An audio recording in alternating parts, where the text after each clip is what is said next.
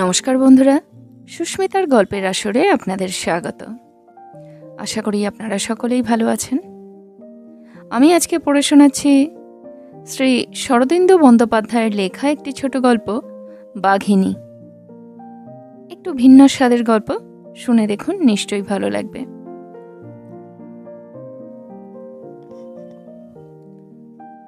একটা বাঘিনী শিকার করিয়াছিলাম। আমি শিকারী, অনেকগুলি বাঘ ভাল্লুক মারিয়াছি, কিন্তু এই বাঘিনীটাকে মারিবার পর তাহার সম্বন্ধে যে গল্প শুনিয়াছিলাম, তাহা আমার মতো পুরানো শিকারীকেও অবাক করিয়া দিয়াছিল। সাধারণ পাঠক হয়তো গল্পটা বিশ্বাস করিবেন না, মনে করিবেন আমি ঈশপের নব সংস্করণ রচনা করিতেছি, কিংবা বাঘিনীকে লইয়া একটু রঙ্গ পরিহাস করিবার চেষ্টা করিতেছি। এ কথা সত্য, আমরা বাঙালি জাতি বাঘ ভাল্লুক লইয়া তামাশা করিতে ভালোবাসি। কাতুকুতু দিয়া বাঘ মারা কিংবা ভালুকের দাড়ি কামাইয়া তাহাকে বধ করার গল্প আমাদের অনাবিল আনন্দ দান করিয়া থাকে। ইহাতে নিন্দারও কিছু দেখি না। আমি শুধু বলিতে চাই, এ কাহিনীটি সে জাতীয় নয়। আমি ইহা অবিশ্বাস করিতে পারি নাই, এবং আমার পাঠকগণের মধ্যে বাঘের চরিত্র প্রবীণ শিকারী যদি কেহ থাকেন, তিনিও হয়তো ইহা হাসিয়া উড়াইয়া দিতে পারিবেন না। ভারতবর্ষের উত্তর দিকে বঙ্গবিহারের সমতল ভূমি, যেখানে দেবাত্মা হিমালয়ের পাদমূলে গিয়া মিশিয়াছে, সেই পাহাড় জঙ্গল ভরা দুর্গম কঠিন ভূভাগ এখনো মানুষের করায়ত্ত হয় নাই। এখনো সেখানে হরিণ, সম্বর, চামড়ি, নীলগাই প্রভৃতি জন্তু এবং তাহাদের ভক্ষক বাঘ, নেকড়ে, চিতা, হায়না স্বচ্ছন্দে বিচরণ করিয়া বেড়ায়। পাহাড়ের খাঁজে খাঁজে যেসব উপত্যকা আছে, তাহাতে মানুষ জঙ্গল পরিষ্কার করিয়া গ্রাম রচনা করিয়া বাস করিতেছে বটে, কিন্তু তাহা যেন নিতান্তই ভয়ে, সসংকোচে। সাপদের অধিকারী এখনো বলবৎ আছে। শিকারের সন্ধানে একবার ওই দিক পানে গিয়া পড়িয়াছিলাম। জনপদ বিরল উপল কর্কশ তরাইয়ের সীমান্ত ধরিয়া স্থানে স্থানে ছোট ছোট সরকারি চৌকি আছে। এইরূপ একটি চৌকিতে উপস্থিত হইয়া শুনিলাম, নিকটবর্তী একটি গ্রামে এক বাঘিনী বড় উৎপাত করিতেছে। গ্রামের দুইজন মাতব্বর চৌকিতে আসিয়াছিল। তাহাদের মুখে বাঘের কাহিনী শুনিলাম। মাতব্বর দুইজন জাতিতে পাহাড়ি, বেটে খাটো, চক্ষুর একটু বঙ্কিমতা আছে, মুখে দাড়ি গোফের বাহুল্য নাই। আমি শিকারী শুনিয়া তাহারা আমাকে ধরিয়া বসিল। তাহাদের গ্রামে কয়েক বৎসর ধরিয়া একটি বাঘিনী দারুণ উৎপীড়ন করিতেছে। কত যে স্ত্রীলোক আর গরু মোষ মারিয়াছে তাহার ইয়ত্তা নাই। মাঝে তাহার হিংস্র অভিযান কিছুকালের জন্য বন্ধ ছিল, আবার সম্প্রতি আরম্ভ হইয়াছে। ভয়ে গাঁয়ের মেয়েরা ঘরের বাহির হইতে পারে না। বাঘিনীর বিশেষত্ব এই, সে পুরুষকে বড় একটা আক্রমণ করে না, কিন্তু সুযোগ পাইলেই স্ত্রীলোক মারে। ফলে মেয়েদের জঙ্গলে কাঠ সংগ্রহ করা, খেতে কাজ করা প্রভৃতি বন্ধ হইয়াছে। এই লইয়া গ্রামের লোকেরা বারবার সরকারের নিকট আবেদন করিয়াছে, কিন্তু কোনো ফল পায় নাই। সরকার 50 টাকার একটি পুরস্কার ঘোষণা করিয়া দিয়া নিশ্চিন্তে আছেন। এখন আমি যদি বাঘিনীটাকে মারিয়া এই করাল বিভীষিকার হাত হইতে গ্রামটিকে উদ্ধার করি, তবেই রক্ষা, নচেত গ্রামে আর মানুষ থাকিবে না। ঘটিদার মহাশয়কে প্রশ্ন করায় তিনি অত্যন্ত উৎসাহের সহিত অনুমতি দিলেন। বাঘিনীটার নিদান কাল যে এতদিন আমার মতো একজন জাঁদরেল শিকারীর জন্য অপেক্ষা করিয়াছিল, এবং 50 টাকা পুরস্কার যে একমাত্র আমারই প্রাপ্য, এ বিষয়ে তিনি নিঃসংশয় দৃঢ় বিশ্বাস জানাইলেন। তাহার এত উৎসাহের কারণ ঠিক বুঝিলাম না। তাহার নিজেরও তো বন্দুক আছে, তবে তিনি কেন নিজেই বাঘিনী বধ করেন নাই? আমার মতন ধুরন্ধর শিকারীর জন্য প্রতীক্ষা করার কি প্রয়োজন ছিল? 50 টাকা পুরস্কার কি তাহার কাছে এতই তুচ্ছ? যা হোক, পরদিন অতি প্রত্যুষে মাতব্বর দুইজনের সঙ্গে পদব্রজে যাত্রা করিলাম। গ্রাম মাত্র 5 মাইল দূরে, শিকারীর পক্ষে 25 মাইল হাঁটা কিছুই নয়। সুতরাং দ্বীপ্রহরের মধ্যেই যে অকুস্থলে গিয়া পৌঁছাইব তাহাতে সন্দেহ নাই। এমনকি ভাগ্য সুপ্রসন্ন হইলে আজ রাত্রেই বাঘিনীকে মারিয়া কাল সন্ধ্যার মধ্যে ফিরিয়া আসিতে পারি। পথের বিস্তারিত আর দিব না। 2 দিন পরে ক্ষতবিক্ষত চরণ ও ভাঙা ঢরঢরে শরীর লইয়া গ্রামে উপস্থিত হইলাম। দূরত্ব 25 মাইল বটে, ঘটিদার মহাশয় মিথ্যা বলেন নাই। কাক পক্ষীর পক্ষে এ গ্রামে আসা খুবই সহজ, কিন্তু দ্বিপদ মনুষ্যকে যে এখানে আসিতে হইলে 3টি উঁচু উঁচু পাহাড়ের পৃষ্ঠ উত্তীর্ণ হইয়া, কখনো গাছের ডাল ধরিয়া ঝুলিতে ঝুলিতে, কদাচিৎ ইঁদুরের গর্তের মতো সংকীর্ণ রন্ধ্রপথে হামাগুড়ি দিয়া আসিতে হয়, এ কথার উল্লেখ তিনি করিতে ভুলিয়া গিয়াছিলেন। এবং কেন যে তিনি 50 টাকার পুরস্কারের সৌভাগ্য নিজে না অর্জন করিয়া উদারভাবে আমাকে অর্পণ করিয়াছিলেন, তাহা এই পথ অতিক্রম করিবার পর অতি বড় জন্ম নিরেটেরও অনুমান করিতে বিলম্ব হয় না। গায়ের ব্যথা মরিতে পুরা 1 দিন গেল। গ্রামবাসীরা খুবই আদর যত্ন করিল। গ্রামের প্রান্তে একটি খড়ের ঘর পুরাপুরি আমাকে ছাড়িয়া দিল এবং দধি দুগ্ধ এত সরবরাহ করিল যে তাহার দ্বারা একটি কন্যার বিবাহ সহজেই নিষ্পন্ন হয়।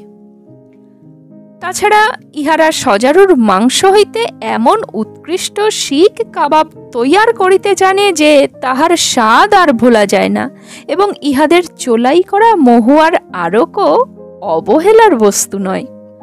গ্রামের লোক সংখ্যা ছেলে বুড়া মিলাইয়া প্রায় 100 হবে, সকলেই পাহাড়ি। তাছাড়া গৃহপালিত গরু, মোষ, ছাগল আছে। গায়ের চারিপাশে জঙ্গল কাটিয়া চারণভূমি ও গমের ক্ষেত তৈয়ারি হইয়াছে। কাছে পিঠে অন্য গ্রাম নাই। সবচেয়ে নিকটবর্তী গ্রামটি 10 মাইল দূরে, এদেশের 10 মাইল। এমনিভাবে পৃথিবীর কোলাহল হইতে একান্ত নির্বিবাদে দুর্গম গিরি সংকটের মাঝখানে এই ক্ষুদ্র মনুষ্য গোষ্ঠী বাস করিতেছে। ইহাদের জীবনে মদান্ধ সিন্ধু ঘটার ঘণ্টার অনৎকার নাই, লব্ধস্তুতি ভূপতির উগ্র অহংকার নাই। কেবল সম্প্রতি একটা বাঘিনী আসিয়া তাহাদের নির্বিঘ্ন নিরস্ত্র জীবনযাত্রাকে শঙ্কা সংকুল করিয়া তুলিয়াছে। পরদিন দ্বীপ্রহরে মিঠে করা রৌদ্রে খোলা জায়গায় বসিয়া বন্দুকটিকে তৈলাক্ত করিতেছিলাম ও গ্রামবাসীদের গল্প শুনিতেছিলাম। তাহারা অনেকগুলি আমাকে ঘিরিয়া বসিয়াছিল। কেবল একটি ছোকরা অদূরে গাছের ডাল ধরিয়া দাঁড়াইয়া নীরবে আমার মুখের পানে তাকাইয়াছিল। পাহাড়িদের বয়স অনুমান করা সহজ নয়, তবু তাহার বয়স যে 20-21-এর বেশি নয় তাহা বোঝা যায়। খর্বদেহ, মুখখানি ভাবলেশহীন, কিন্তু কেন জানি না তাহার নিষ্পলক চক্ষু দুটি অস্বস্তিকর একাগ্রতায় আমার মুখের উপর স্থির হইয়াছিল। গ্রামবাসীদের কথাবার্তায় বাঘিনীর সম্বন্ধে আরো কিছু খবর পাওয়া গেল। বাঘিনীটা অত্যন্ত নির্ভীক, দিনের বেলাতেও গ্রামের আশেপাশে ঘুরিয়া বেড়ায়। পাহাড়তলির জলাশয়ের কাছে ওত পাতিয়া থাকে। মেয়েদের জল আনিতে যাওয়া বন্ধ হইয়াছে। পুরুষেরা দলবদ্ধ হইয়া লাঠি কাটারি টাঙি লইয়া জল ভরিতে যায়। মেয়েদের কাজ পুরুষের করিতে হয়, এজন্য পুরুষেরা লজ্জিত। আর একটা আশ্চর্য কথা শুনিলাম, বাঘিনী এই গ্রামটিকেই বিশেষভাবে নিজের লক্ষ্যবস্তু করিয়া বাছিয়া লইয়াছে। অন্য কোনো গ্রামের প্রতি তাহার কোনো আক্রোশ নাই। আমার মনে কেমন একটা খটকা লাগিল। বাঘের চরিত্রে এইরূপ পক্ষপাত দেখা যায় না। প্রথমত, মানুষ বাঘের স্বাভাবিক খাদ্য নয়, নেহাত দায়ে পড়িয়া উহারা নরভোগ হইয়া ওঠে। শিকারীরা জানেন কোনো কারণে বাঘের দাঁত ভাঙিয়া গেলে কিংবা পায়ে স্থায়ী জখম হইয়া গতিবেগ হ্রাস হইলে তাহারা স্বীয় ন্যায্য শিকার ধরিতে পারে না, তখন বাধ্য হইয়া নরভোগ হইয়া পড়ে। সবল সুস্থ বাঘ কখনো মানুষ খায় না। এই বাঘিনীটা যদি শারীরিক কোনো অসামর্থ্যের জন্যই নরভোগ হইয়া থাকে, তবে সে কেবল স্ত্রীলোক ধরিয়া খাইবে কেন? তাছাড়া 20 মাইল পরিধির মধ্যেও আরো 5খানা গ্রাম আছে, সেগুলি ছাড়িয়া একান্তভাবে এই গ্রামের উপরেই তাহার নজর কেন? গ্রামের অনেকেই বাঘিনীকে চক্ষে দেখিয়াছে, কিন্তু কেহই তাহাকে খোঁড়াইতে দেখে নাই। বাঘিনী দিব্যে হৃষ্টপুষ্ট স্বাস্থ্যবতী। সে কখনো মদগর্ভে হেলিয়া দুলিয়া হাঁটিয়া যায়, কখনো বিদ্যুতের পীতি বর্ণরেখার ন্যায় নিমেষে এক ঝোপ হইতে অন্য ঝোপে অদৃশ্য হইয়া যায়। সুতরাং সে যে বার্ধক্যে অথর্ব হইয়া পড়ে নাই, ইহাও নিঃসংশয়ে বলা যায়। প্রশ্ন করিলাম, এটা যে বাঘিনী, বাঘ নয়, তাহা তোমরা কি করিয়া বুঝিলে? ইহার সদুত্তর কেহ দিতে পারিল না, কিন্তু কয়েকজন তরুণ বয়স্ক ঘাড় ফিরাইয়া বৃক্ষতলস্থ ছোকরার পানে চাহিয়া হাসিল। আমিও চকিতে তাহার দিকে তাকাইলাম। তাহার মুখের কোনো ভাবান্তর নাই, সে তেমনি একাগ্র নির্নিমেষ চোখে আমার পানে চাহিয়া আছে। সমবয়স্কদের হাসির ইঙ্গিত তাহার কানে পৌঁছিল কিনা সন্দেহ। অপরাহ্নের দিকে গ্রামবাসীরা একে একে যে যার কাজে চলিয়া গেল। কেবল ছোকরাটি গাছের তলায় পূর্ববৎ দাঁড়াইয়া রহিল। স্থান একেবারে শূন্য হইয়া গেলে সে ধীরে ধীরে আমার পাশে আসিয়া দাঁড়াইল। একটু চুপ করিয়া থাকিয়া কুণ্ঠিত কণ্ঠে বলিল, সাহেব, বাঘিনীকে মারিয়া ফেলিবার প্রয়োজন আছে কি? উহাকে কোনো উপায়ে তাড়াইয়া দেওয়া যায় না? আমি বিস্মিতভাবে বলিলাম, তাড়াইয়া দিলে আবার আসিবে, আমি তো চিরকাল এখানে থাকিয়া বাঘ তাড়াইতে পারিব না। সে আর কিছু বলিল না, খানিকক্ষণ অপ্রতিভভাবে দাঁড়াইয়া থাকিয়া আস্তে আস্তে চলিয়া গেল। এ পর্যন্ত যাহা লিখিলাম দেখিতেছি 12 হাত কাকুরের 13 হাত বিচির মতো তাহা বাঘ মারার গৌড় চন্দ্রিকা মাত্র। পাঠক নিশ্চয়ই অধীর হইয়া আছেন, ভাবিতেছেন বাঘ কই?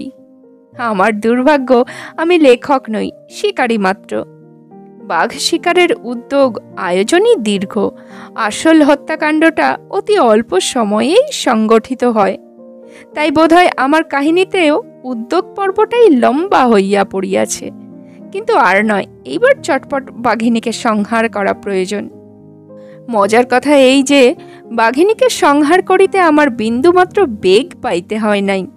গ্রাম হইতে আধ মাইল দূরে নিম্নভূমিতে গ্রামের জলাশয়। প্রথমে সেটির তদারক করিতে গেলাম। দেখিলাম জলের ধারে বড় বড় থাবার দাগ রহিয়াছে। বাঘিনী জল খাইতে আসে, সুতরাং তাহার খোঁজে ঘুরিয়া বেড়াইবার প্রয়োজন নাই, এইখানেই তাহাকে পাওয়া যাইবে। জলাশয়টি বেশি বড় নয়, দুই পাশের পাহাড় ঝরা জল এখানে সঞ্চিত হইয়া একটি কুণ্ড রচনা করিয়াছে। জলাশয়ের একদিকের পাহাড়টা প্রায় খাড়া ঊর্ধ্বে উঠিয়াছে।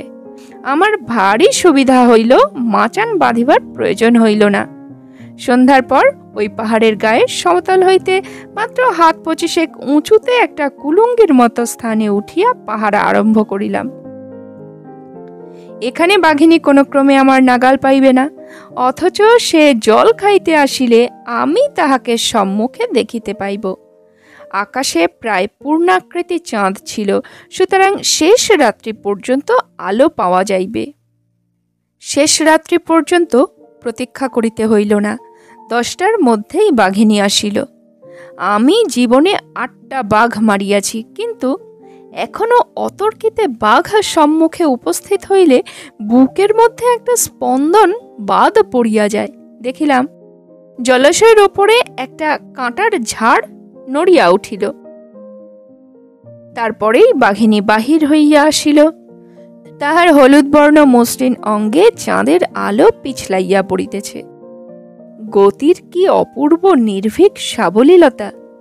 সুস্থ সবল বনের বাঘের মতো এমন উগ্র ভয়ানক লাবণ্য আর কোনো জন্তুর নাই। বাঘিনী ডাহিনে বায়ে ভ্রুক্ষেপ করিল না, শটান জলাশয়ের কিনারে আসিয়া চকচক করিয়া জল পান করিতে লাগিল। চাঁদ মধ্য গগনে উঠিয়াছে, দেখিবার কোনো অসুবিধা নাই। প্রায় দিনের আলোর মতোই আলো। আমি নিঃশব্দে বন্দুক তুলিয়া লইলাম। টোটা ভরাই ছিল।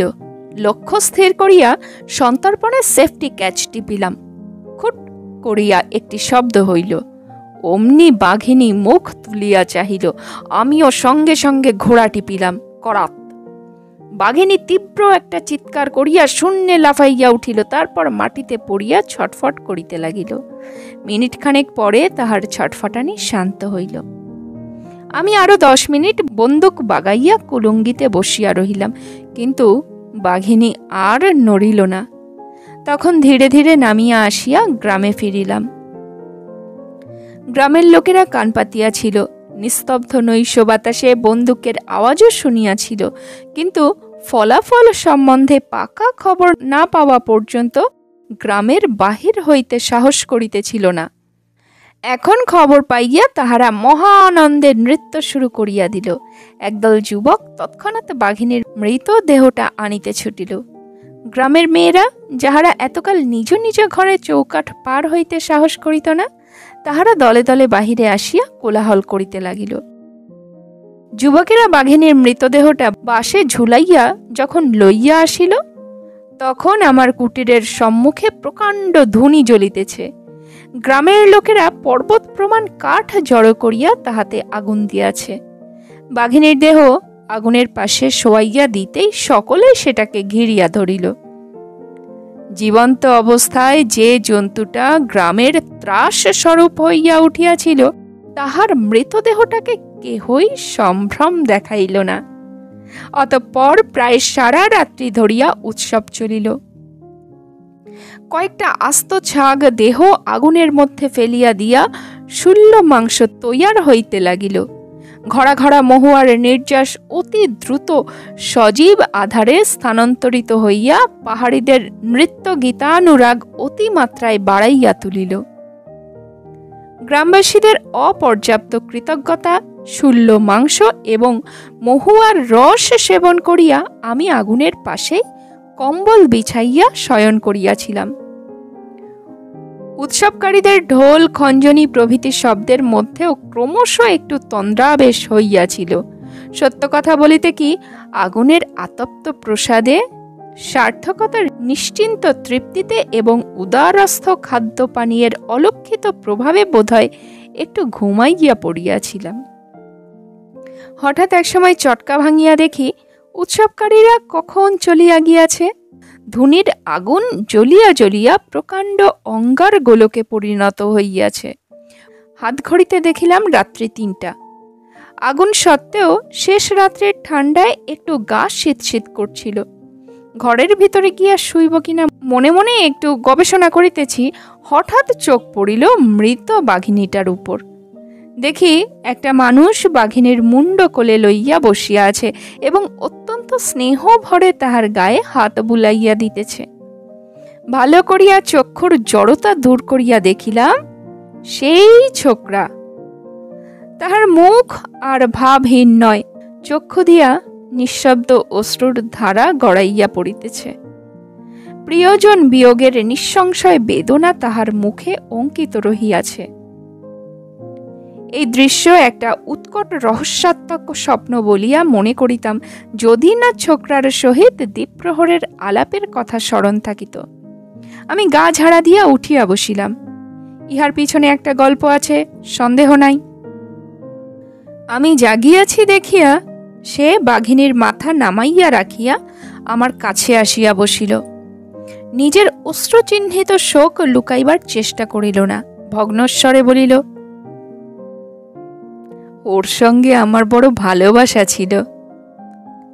আমি বলিলাম, গল্পটা গোড়া থেকে বলো। অতঃপর সে যে কাহিনী বলিয়াছিল তাহাই বাংলায় ভাষান্তরিত করিয়া লিখিতেছি। তাহার নাম রূপদমন, সম্ভবত রিপু দমনের অপভ্রংশ। 5 বছর আগে যখন রূপদমনের বয়স 16 বছর ছিল, তখন সে কাটারি লইয়া বনে কাঠ কাটিতে যাইত। ওই বয়সের ছেলেরা বনের গাছে উঠিয়া সরু সরু ডালগুলি কাটিয়া মাটিতে ফেলিয়া আসিবে। পরে সেই ডালগুলি শুকাইলে গ্রামের মেয়েরা গিয়া তাহা তুলিয়া আনিবে। ইহাই তাহাদের কাষ্ঠ আহরণের রীতি। ছেলেরা দল বাঁধিয়া দুপুরবেলা কাঠ কাটিতে যাইত। তারপর এ গাছ ও গাছ করিতে করিতে চারিদিকে ছড়াইয়া পড়িত। কখনো বা কাঠ কাটা শেষ হইলে তাহারা একত্র হইয়া বনের মধ্যে লুকোচুরি খেলিত। তারপর সকলে মিলিয়া ঘরে ফিরিয়া আসিত। একটা মানুষ খেকো বাঘ সম্প্রতি গ্রামে উৎপাত করিতেছে ইহা তাহারা জানিত, কিন্তু ও বয়সের ছেলেরা ডান পিটে হয়, বাঘের ভয় তাহাদের ছিল না। শিশুকাল হইতে তাহারা বনে বাঘ দেখিয়াছে, বাঘ কখনো তাহাদের অনিষ্ট করে নাই। বাঘ দেখিলেই স্থির হইয়া দাঁড়াইয়া থাকিতে হয়, তাহা হইলে বাঘ আর কিছু বলে না, ধীরে ধীরে আপন গন্তব্যস্থলে চলিয়া যায়। ইহাই তাহাদের শিক্ষা। একদিন লুকোচুরি খেলিতে খেলিতে রূপদমন একটি ভারী সুন্দর লুকাইবার স্থান খুঁজিয়া পাইয়াছিল। কতগুলি বড় বড় পাথরের চাই এক জায়গায় ঘাড়ে মুন্ডে হইয়া পড়িয়া আছে, তাহাদের ফাঁকে ফাঁকে গুড়ি মারিয়া ভেতরে ঢোকা যায়। ভিতরে ছোট একটি কুঠুরি মতো স্থান, উপর দিকে কয়েকটা ফোকর আছে, কিন্তু তাহাদের চারিপাশে কাঁটার ঝাড় এত ঘন হইয়া জন্মিয়াছে যে আকাশ দেখা যায় না। এইখানে সবুজ আলোয় ভরা নিভৃত আশ্রয়টিতে রূপদমন লুকাইয়াছিল। সেদিন তাহার খেলার সাথীরা তাহাকে খুঁজিয়া পায় নাই। অনেকক্ষণ একলা বসিয়া রূপদমন শেষে ঘুমাইয়া পড়িয়াছিল। তাহার সঙ্গীরা তাহাকে খুঁজিয়া না পাইয়া কখন চলিয়া গিয়াছে সে জানিতেও পারে নাই।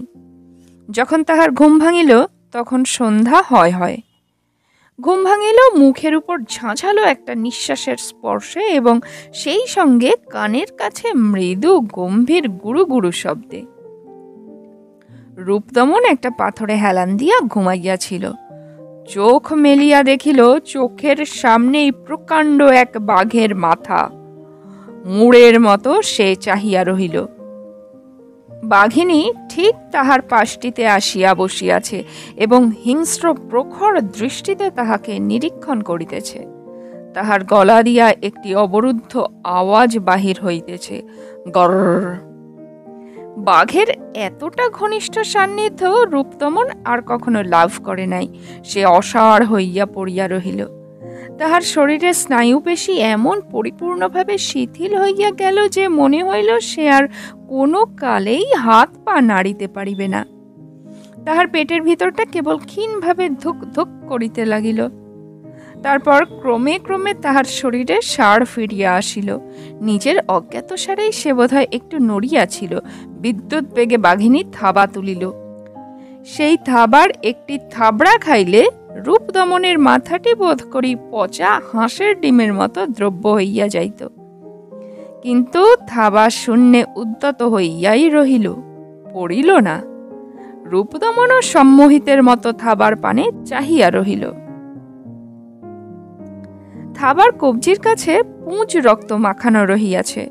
রূপদমন লক্ষ্য করিল ক্ষতস্থানের পুঁজ রক্তের ভিতর কয়েকটা বড় বড় শলার মতো কাঁটা এফর ওফর বিধিয়া আছে। দেখিতে দেখিতে রূপদমনের ভয় কাটিয়া গেল। সে বুঝিতে পারিল কেন বাঘিনী থাবা মারিয়া তাহার মাথাটি চূর্ণ করিয়া দেয় নাই। নিজের বেদনার ভয় তাহাকে নিরস্ত করিয়াছে।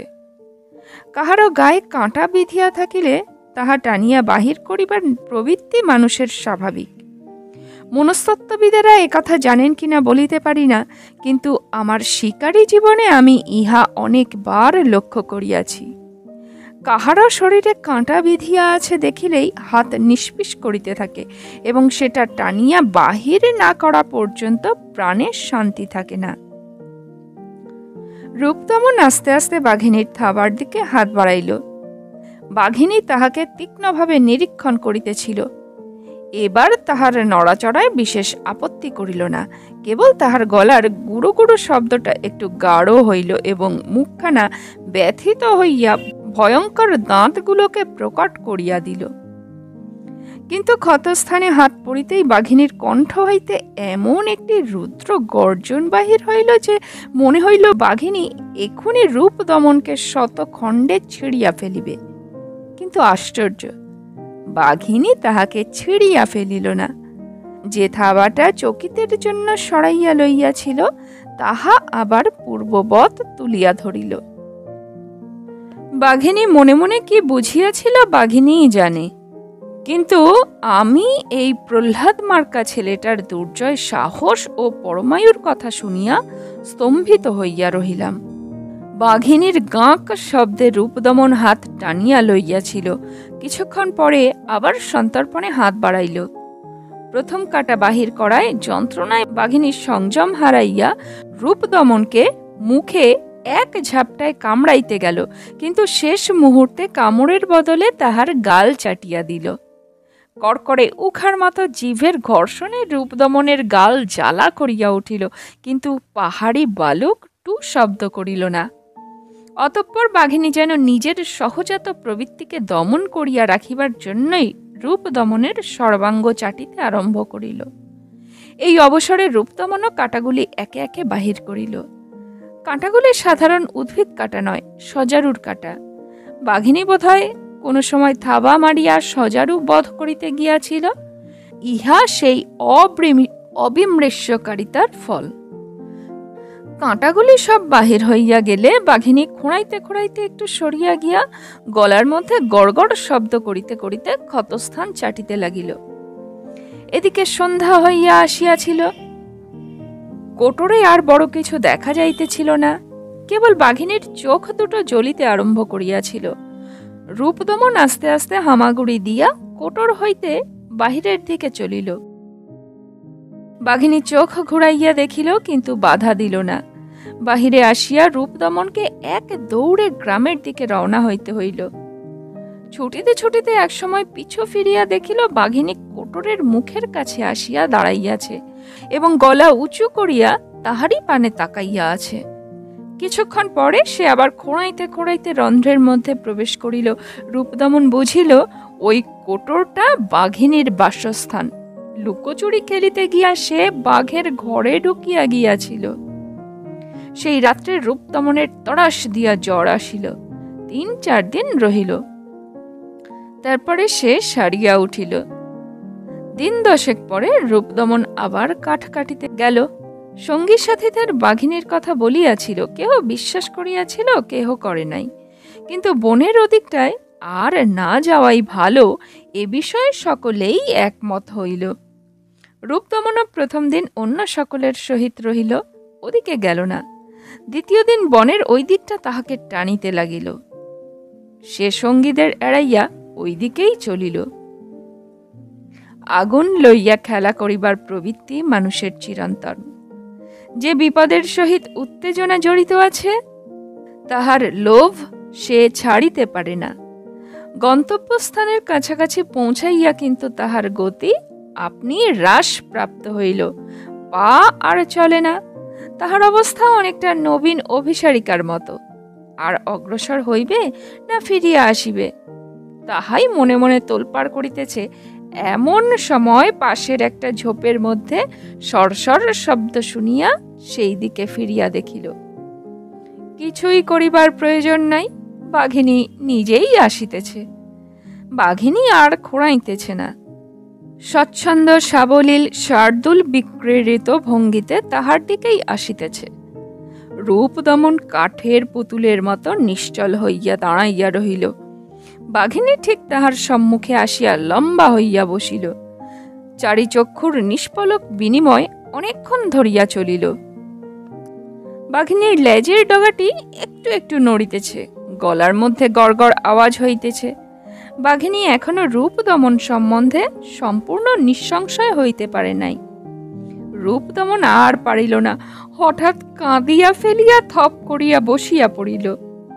বাঘিনী জিভ বাহির করিয়া সাদরে তাহার নাক চাটিয়া লইল, তারপর থাবাটি চিৎ করিয়া তাহার কোলের উপর রাখিল। রূপদমন দেখিল থাবার ঘা শুকাইয়া গিয়াছে, কবজির চামড়ার উপর কয়েকটা দাগ আছে মাত্র। এইরূপে বাঘিনীর সহিত রূপদমনের বন্ধুত্ব স্থাপিত হইল। ইহাকে বন্ধুত্ব বলিব কিংবা অন্য কিছু বলিব বুঝিতে পারিতেছি না। যা হোক, রূপদমনের মুখের কথাই খানিকটা তুলিয়া দিতেছি। সাহেব, মানুষ মানুষে ভালোবাসা হয়, কিন্তু বাঘের মতো এমন ভালোবাসতে কেউ পারে না। কুকুরের সঙ্গে মানুষের ভালোবাসা হয়, সে অন্যরকম। সেখানে মানুষ প্রভু আর কুকুর তার অধীন। কিন্তু এখানে তা নয়। মানুষ আর বাঘ সমান সমান, কেউ কারোর চেয়ে খাটো নয়। 3টি বছর আমি বাঘিনীর সঙ্গে কাটিয়েছি। আমি জানি এ 3 বছরের মধ্যে এমন খুব অল্প দিনই গিয়েছে যেদিন আমাদের দেখা হয় নাই। আপনি শিকারী, অনেক বাঘ মেরেছেন, কিন্তু বাঘের সত্য পরিচয় আপনি জানেন না। অমন স্নেহশীল উচ্চমনা জন্তু আর নাই। পৃথিবীতে যদি ভদ্রলোক থাকে তো সে বাঘ। আমরা দুজন দুজনকে কি করে এত ভালোবেসে ফেলেছিলাম তা জানি নে। একদিন দেখা না হলে আমাদের মন মানত না। আমার সঙ্গে ভাব হবার পর থেকে সে গ্রামের মানুষ, গরু, ভেড়ার উপর উৎপাত করা ছেড়ে দিয়েছিল। গ্রামের দিকেই আর যেত না। বনের সম্বর, পাহাড়ি ছাগল মেরে খেত। কিন্তু কোনো কারণে যদি আমি একদিন বনে না যেতে পারতুম, তাহলে রাত্রে বাঘিনী গ্রামে আসতো, গ্রামের চারিদিকে ঘুরে বেড়াতো আর ডাকতো। আমি ঠিক বুঝতে পারতুম আমাকে ডাকতে এসেছে। একবার কয়েকদিনের জন্য অসুখে পড়েছিলুম। সে রোজ রাত্রে এসে আমায় ডাকতো। গায়ের লোকেরা আগুন জেলে ঢাকঢোল বাজিয়ে তাকে তাড়াতে পারত না। অসুখের পর প্রথম যেদিন বনে গেলুম, সেদিন তার কি আনন্দ! আমার গা চেটে চেটে গায়ের ছাল তুলে দিলে। আপনারা মনে করতে পারেন বাঘ হাসতে জানে না। সেটা আপনাদের ভুল। বাঘ হাসতে জানে, শুধু হাসতেই জানে না, ঠাট্টাও করতে জানে। ঠাট্টা করলেও বোঝে।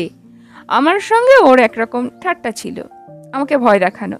হঠাৎ গর্জন ছেড়ে প্রকাণ্ড হা করে আমার ঘাড়ে লাফিয়ে পড়তো।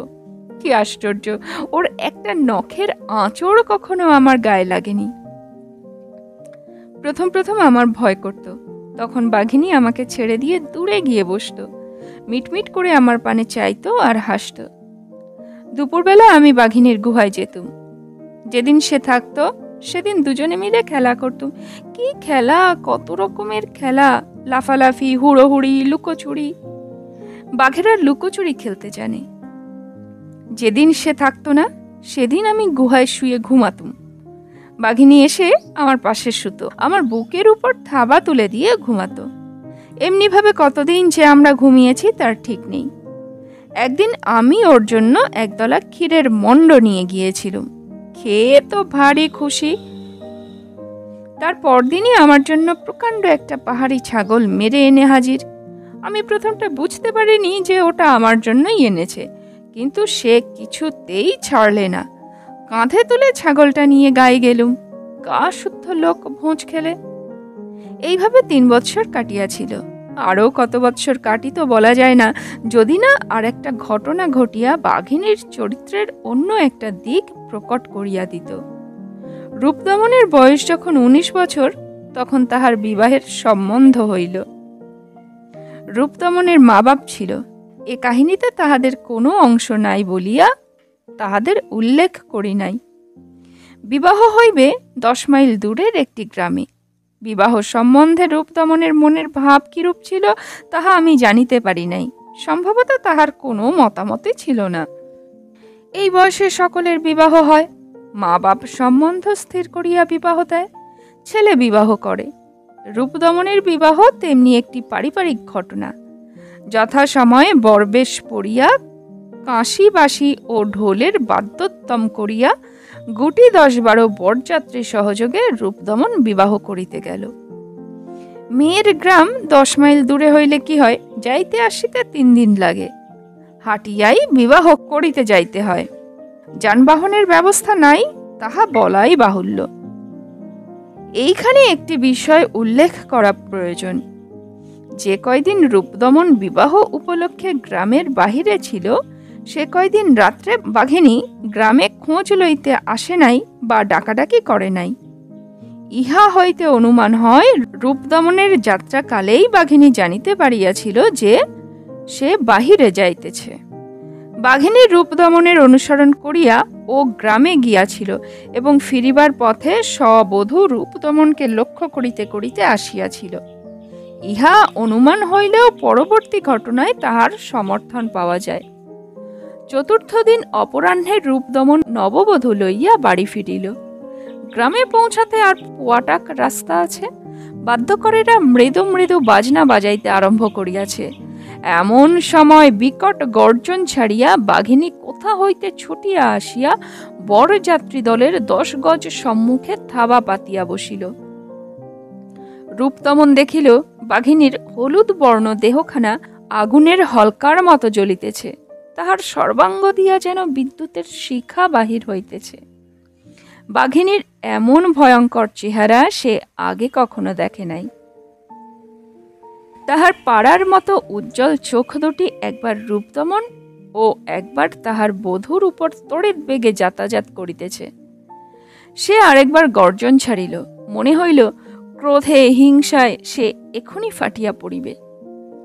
তাহার আকস্মিক আবির্ভাবে সকলে চিত্রার্পিতের মতো দাঁড়াইয়া রহিল। বাদ্যকরেরাও নীরব হইয়াছিল, কিন্তু কেহ ভয় পাইয়া এদিক ওদিক পালাইবার চেষ্টা করে নাই। এ সময় দলবদ্ধ হইয়া দাঁড়াইয়া থাকাই যে অপেক্ষাকৃত নিরাপদ তাহা তারা জানিত। রূপদমন সম্মুখেই ছিল। তাহার একবার ইচ্ছা হইল দল ছাড়িয়া বাঘিনীর কাছে গিয়া দাঁড়ায়, কিন্তু বাঘিনীর মূর্তি দেখিয়া তাহার আজ ভয় হইল। সে বুঝিল আজ বাঘিনী তাহাকে হাতের কাছে পাইলে মারিয়া ফেলিবে। তাহার সমস্ত ভালোবাসা মারাত্মক হিংসায় পরিণত হইয়াছে। রূপদমন পা বাড়াইতে সাহস করিল না। পা না বাড়াইবার আরো একটি কারণ ছিল। নববধূ ভয় পাইয়া তাহাকে সবলে জড়াইয়া ধরিয়াছিল। বাঘিনী সেদিন বোধ হয় তাহাদের ছাড়িত না, দলের মধ্যে হইতে ঘাড় ধরিয়া টানিয়া লইয়া যাইত কাউকে। কিন্তু এই সময় বাধা পড়িল। গাঁয়ের লোকেরা বাজনার আওয়াজ শুনিতে পাইয়াছিল। তাহারা দল বাঁধিয়া হল্লা করিতে করিতে বরবধূকে আগাইয়া লইতে আসিয়াছিল। বাঘিনী পিছন দিকে মানুষের কলরব শুনিতে পাইয়া ঘাড় ফিরাইয়া দেখিল। সুযোগ বুঝিয়া বরযাত্রী দলের বাজনদারেরাও সজোরে বাজনা বাজাইতে আরম্ভ করিয়া দিল। বাঘিনী আর পারিল না।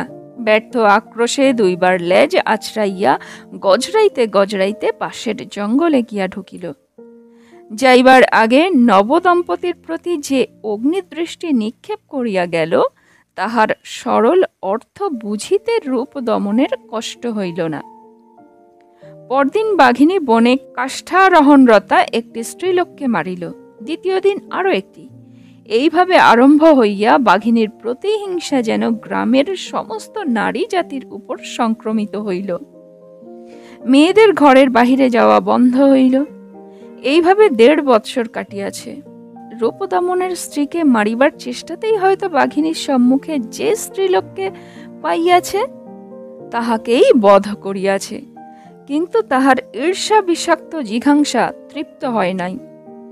রূপদমনের বিশ্বাস বাঘিনী যদি বাঁচিয়া থাকিত তাহা হইলে শেষ পর্যন্ত তাহার স্ত্রীকে না মারিয়া ছাড়িত না। পরদিন দ্বীপ্রহরে ফিরিয়া চলিয়াছি। প্রথম পাহাড়ের ডগায় উঠিয়া পিছু ফিরিয়া তাকাইলাম। নিম্নে উপত্যকার প্রান্তস্থিত ক্ষুদ্র গ্রামটি যেন তন্দ্রাচ্ছন্ন হইয়া নিশ্চিন্ত আলস্যে মাধ্যন্দিন রৌদ্র উপভোগ করিতেছে। তাহাদের আর ভয় নাই। এখন হইতে গ্রামের মেয়েরা নির্ভয়ে বনে কাঠ কুড়াইতে যাইবে, জলাশয়ে জল আনিতে যাইবে। গ্রামের সহজ বৈচিত্র্যহীন জীবনযাত্রা আবার আরম্ভ হইবে। রূপদমনের বধূ বোধহয় স্বামীর মুখের পানে চাহিয়া প্রথম মন খুলিয়া হাসিবে, কিন্তু রূপদমনের মনের কাঁটা কি দূর হইবে? এই গ্রামে নরসমাজ হইতে একান্ত বিজনে জঙ্গল ও পাহাড়ের আদিম বাতাবরণের মধ্যে এক স্বভাব হিংস্র পশুর সহিত একজন মানুষের প্রণয়ের সম্বন্ধ স্থাপিত হইয়াছিল। সার্কাসের মাদক বিমূঢ় জন্তুর সহিত কৌশলী মানুষের লোক দেখানোর হৃদ্যতা নয়, সত্যকার অকৃত্রিম ভালোবাসা। এবং অকৃত্রিম বলিয়াই বোধহয় শেষে উহা এমন ভয়ানক রূপ ধারণ করিয়াছিল। অনেকে এ কাহিনী বিশ্বাস করিবেন না। মানি, বিশ্বাস করা কঠিন, কিন্তু এতই কি অসম্ভব? নিজের কথা বলিতে পারি, আমি রূপদমনের গল্প অবিশ্বাস করিতে পারি নাই।